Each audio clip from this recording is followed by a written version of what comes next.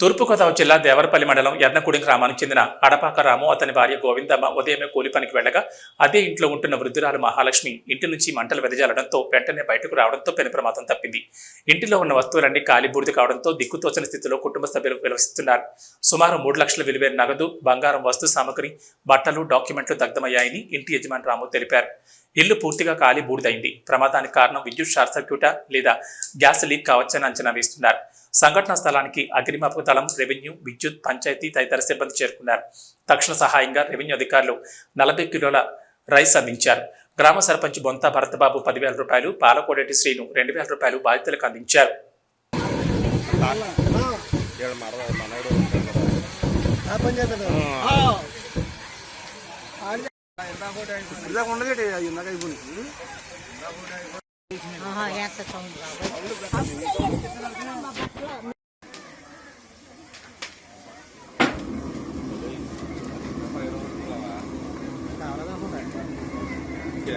అవకాశం ఉందంటారా? అది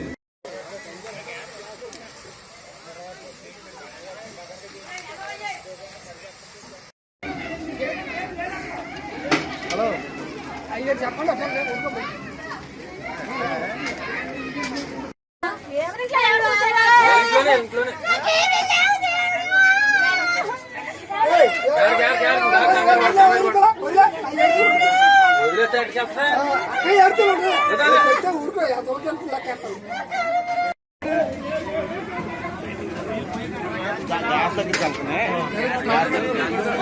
ఇటే కొట్టు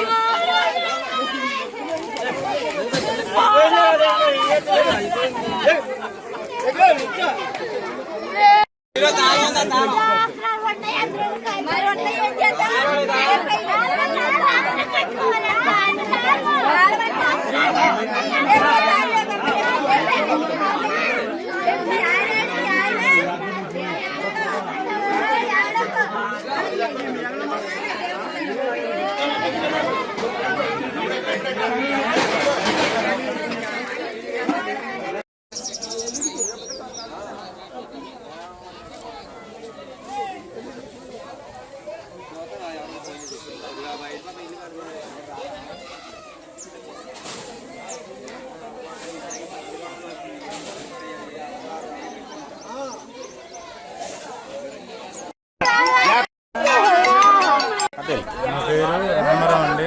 నేను కూలి పని చేసుకుని ఉంటానండి. మేము పొద్దున్న పనిలోకి వెళ్ళామండి. పనిలోకి వెళ్ళేసరికి మాకు ఎవరు ఫోన్ చేశారండి. ఈలోగా మేము వచ్చేసరికి మొత్తం కాలిపోయిందండి.